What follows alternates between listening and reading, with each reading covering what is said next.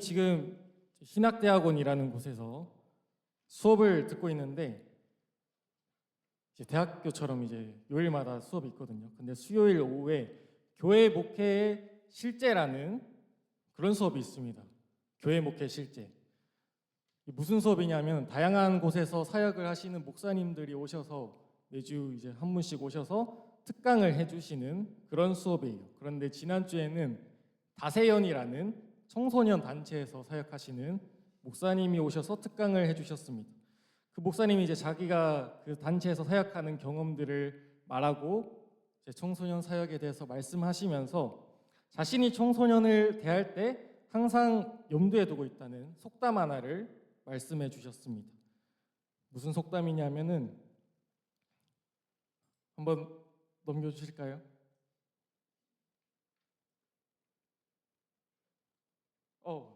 감사합니다. 내 이웃의 목화신을 신고 2달 동안 걸어보기 전에는 그를 판단하지 마라는 자이엔족의 속담이었습니다. 여기서 이제 목화신은 원주민들이 신는 신발인데요. 사람마다 그 신발 사이즈가 다 다르잖아요. 전도사님이 이제 280을 신는데 로이 몇 신어요? 230? 235? 자, 235. 그러면 전도사님이 로이의 신발을 신으면 어떻게 될까요?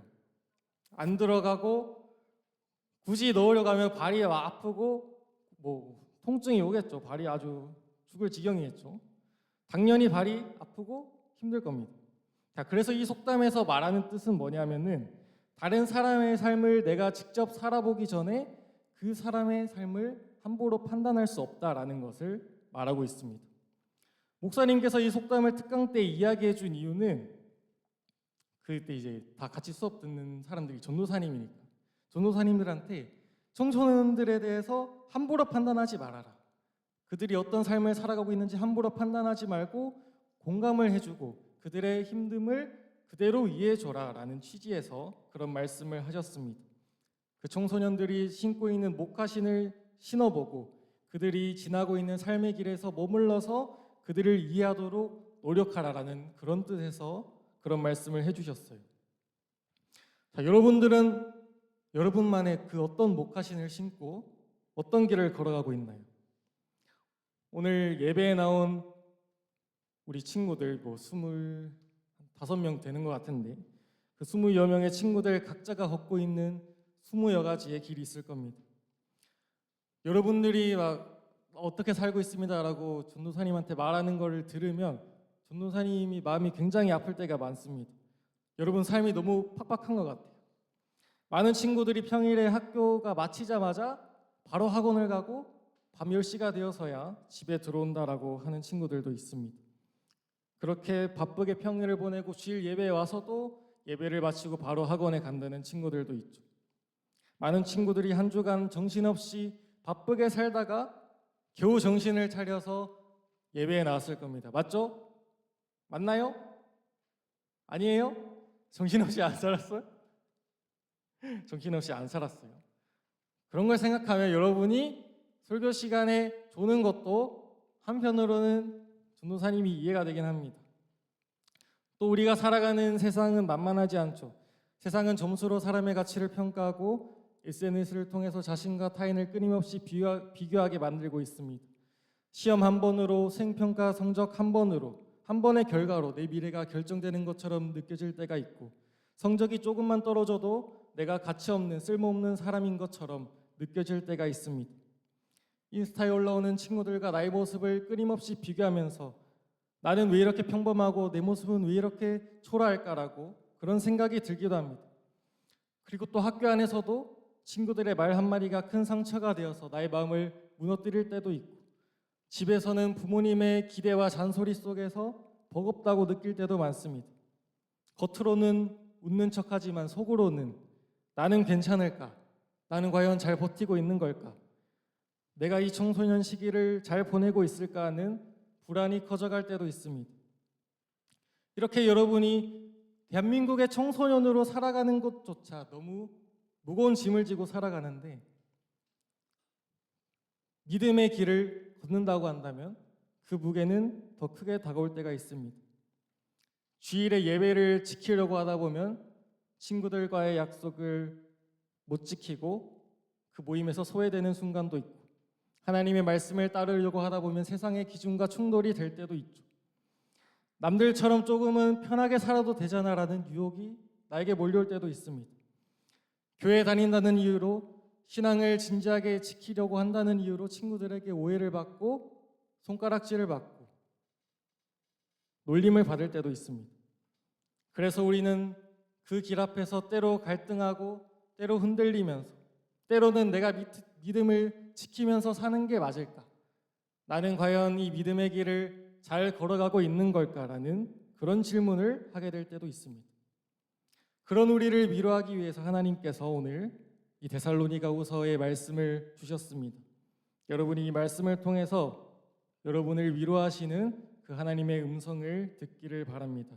오늘 우리가 읽은 데살로니가후서는 사도 바울이 썼다라고 했습니다. 사도 바울은 실로아노와 디모데 그리고 마가와 함께 2차 전도 여행을 떠나가지고 지금 그리스 지역에 있는 데살로니가라는 도시에 도착을 하게 되었습니다. 이렇게 전도 여행을 떠나서 도시 곳곳에서 복음을 전하면서 데살로니가라는 지역에 도착을 하게 되었어요.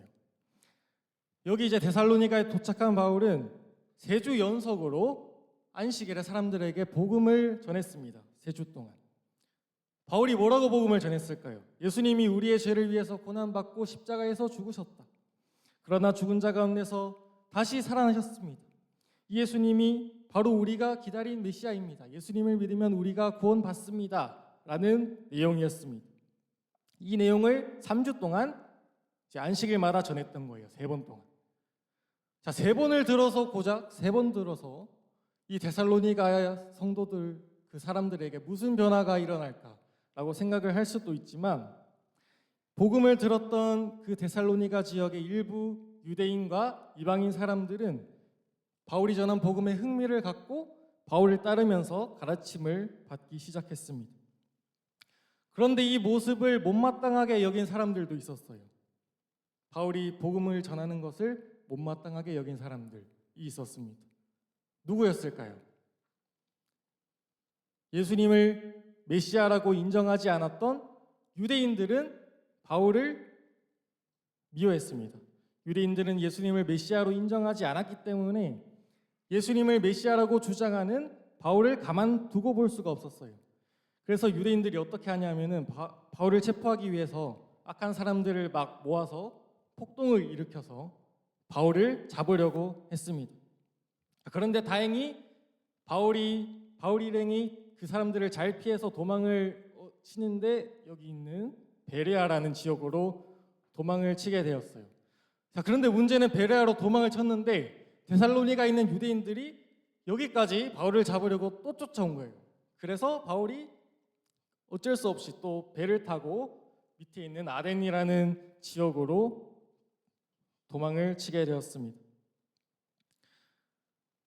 자, 그런데 그렇게 힘들게 정신없이 아덴에 도착했던 바울의 마음속에 자꾸만 자신이 복음을 전했던 그 데살로니가 교회가 생각이 났어요.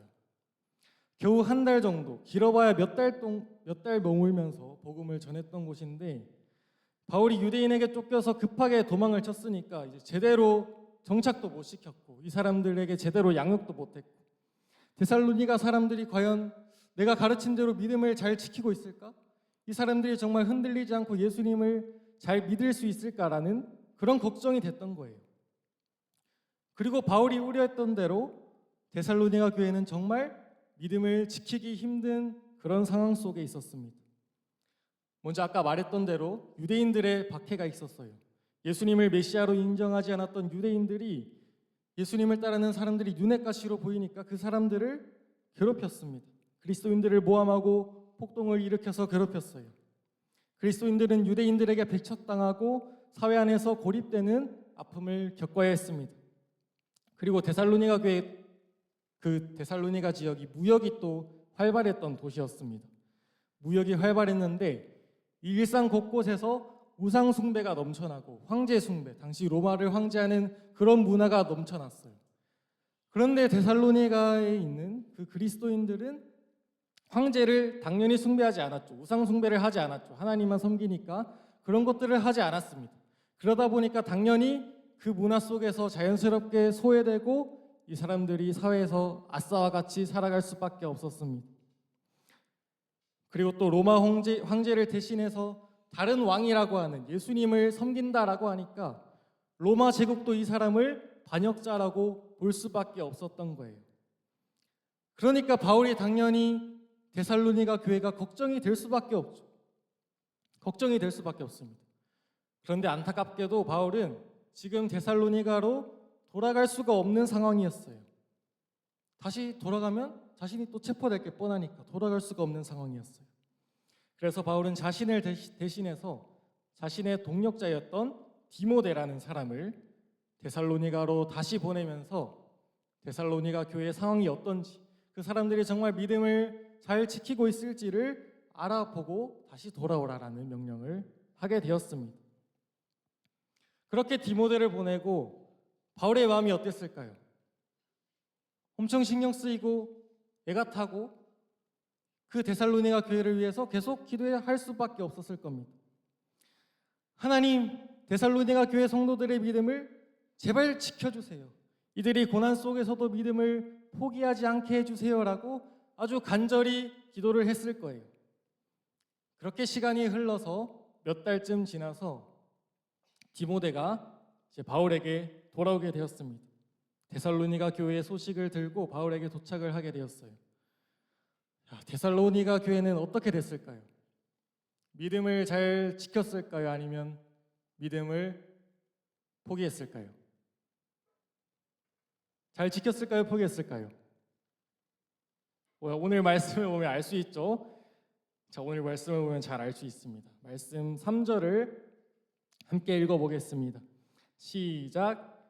형제들아, 우리가 너희를 위하여 항상 하나님께 감사할지니 이것이 당연함은 너희의 믿음이 더욱 자라고 너희가 다 각기 서로 사랑함이 풍성함이니. 아멘.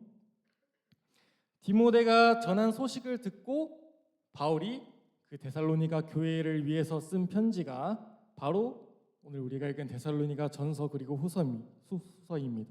그런데 오늘 3절에서 바울이 뭐라고 하나요? 내가 너희를 생각하면 하나님께 당연히 감사하게 된다라고 하고 감사할 수밖에 없는 이유를 두 가지로 설명을 합니다. 첫 번째로 데살로니가 교회의 믿음이 더 커졌다라고 해요. 고난을 겪으면 믿음이 더 약해지고 주저앉을 수도 있는데 오히려 데살로니가 교회의 믿음은 더 뿌리를 깊이 내리고 풍성해졌습니다. 그리고 두 번째로 서로 사랑함이 풍성해졌다라고 바울은 말하고 있어요. 고난 속에서 오히려 서로를 더 격려하고 응원하면서 서로를 향한 사랑이 커졌다, 풍성해졌다라고 말을 합니다. 이 두 가지 이유 때문에 바울은 내가 너희를 생각하면서 하나님께 감사할 수밖에 없다라고 말을 하고 있어요. 자, 그리고 이어서 4절을 읽어보겠습니다. 시작. 그러므로 너희가 견디고 있는 박해와 환난 중에서 너희 인내와 믿음으로 말미암아 하나님의 여러 교회에서 우리가 친히 자랑하노라. 아멘. 바울이 데살로니가 교회의 그 소식을 듣고 믿음을 잘 지키고 사랑이 풍성해졌다라는 소식을 듣고 바울이 다른 교회한테 데살로니가 교회에 대해서 자랑을 했다라고 해요. 여러분, 데살로니가 교회가 어떤 교회인지 아십니까?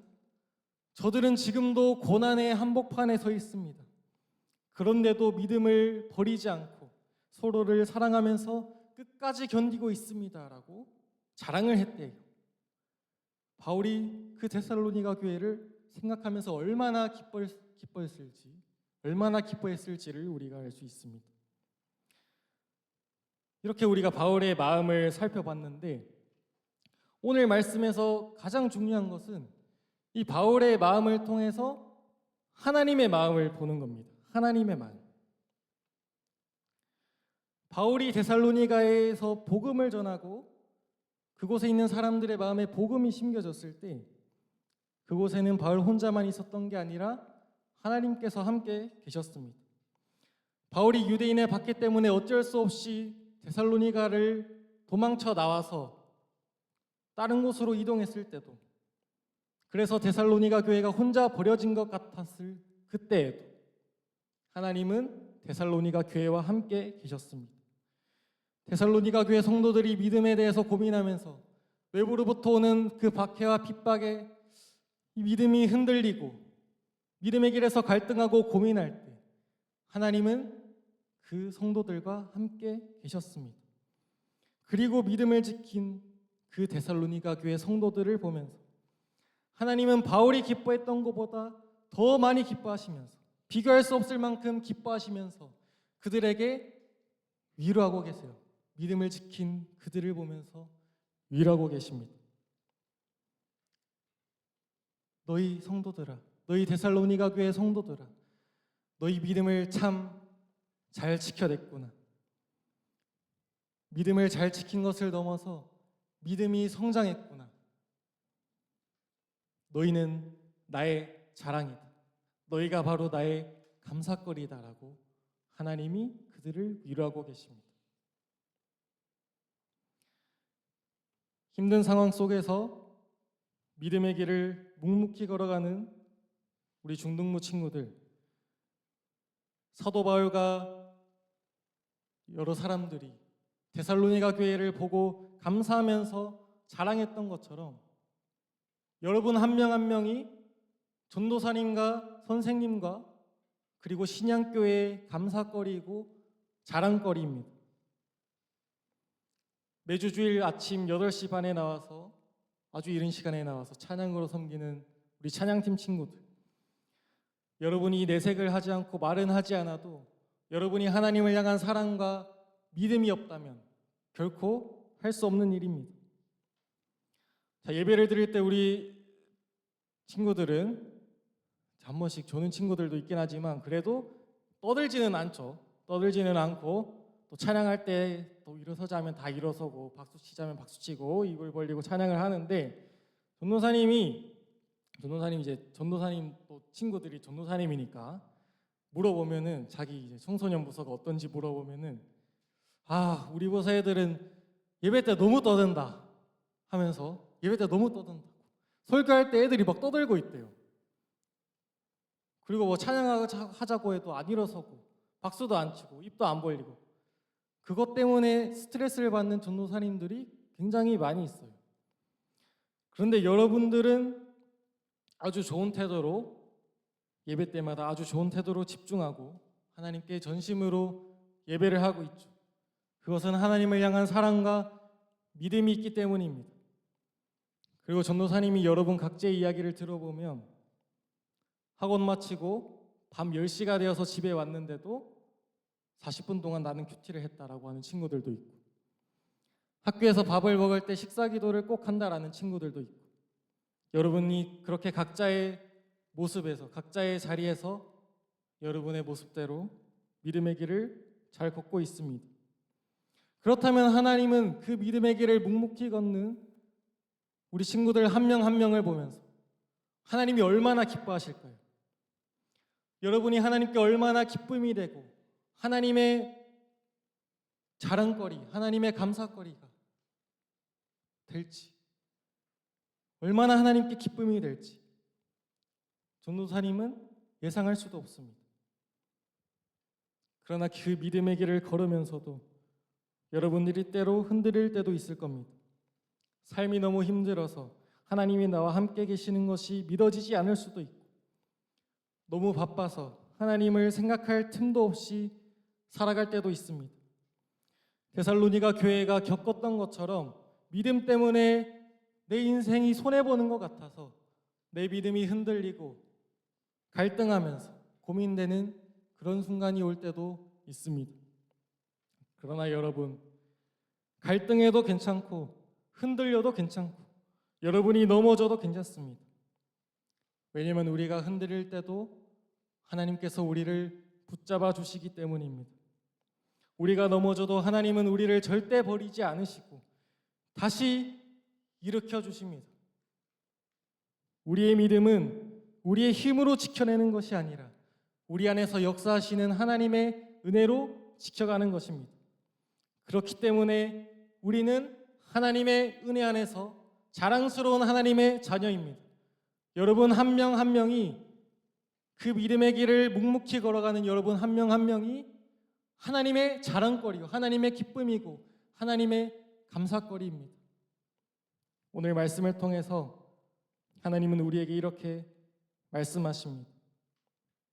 얘들아, 내가 너희를 보면서 항상 감사한다. 너희의 믿음이 점점 자라고 너희가 서로 살아가는 모습이 날마다 풍성해지는 것을 내가 보고 있다. 너희가 지금 겪고 있는 어려움과 환난이 크지만 그 속에서도 끝까지 믿음을 지키면서 인내하는 너희를 내가 보고 있고 내가 너희를 기뻐하고 있다. 그래서 나는 너희가 너무나도 자랑스럽다. 보아라, 내 자녀들이 그 고난 속에서도 믿음을 붙잡고 있구나. 내 자녀들이 서로를 사랑하면서 버티고 있구나. 너희는 나의 기쁨이다. 너희는 나의 자랑이다. 이것이 오늘 우리에게 주시는 하나님의 말씀입니다. 우리 함께 찬양하고 기도하겠습니다.